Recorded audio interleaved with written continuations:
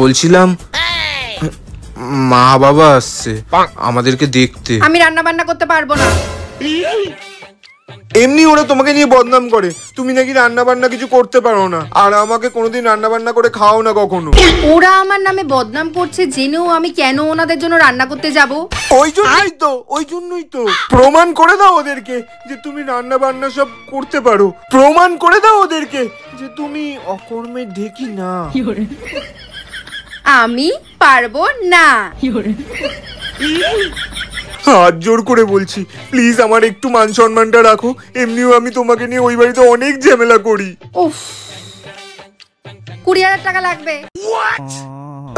আমার কাছে তো 20,000 টাকা নেই, 7,000 টাকা রাখো। উফ, এত গরিব। আচ্ছা ঠিক আছে, তোমারও না আমারও না, তুমি 10,000 টাকা দিও। এরকম ডিল পাবে না কোথাও আর। আচ্ছা ঠিক আছে, 10,000 টাকাই ঠিক আছে, কিন্তু তোমার আরেকটা কাজ করতে হবে আমার। আবার কি?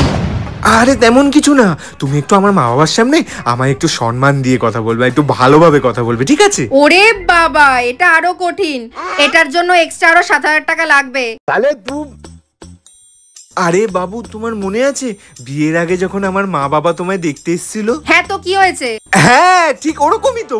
তখন যেরকম অ্যাক্টিং করেছিলে ঠিক ওরকমই। তখন তো তুমি মাত্র 3,000 টাকা নিয়েছিলে। হায় ভগবান, সেই 7-8 বছর আগে তুমি আমাকে 3,000 টাকা দিয়েছিলে। এখনকার দিনে 3,000 টাকা কিছু পাওয়া যায়? একটা কোনো মেকআপের জিনিস তুমি কিনে দিতে পারবে 3,000 টাকায়? আবে সালে, 15,000 টাকা রাখো তাহলে দুটো মিলিয়ে। উফ, আচ্ছা ঠিক আছে।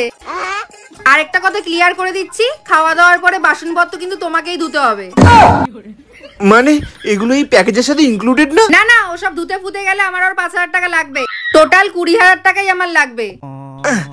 তোমার স্বামী হিসাবে আমায় একটু ডিসকাউন্ট দাও না। উফ, এত গরিব কেন বলো তো তুমি?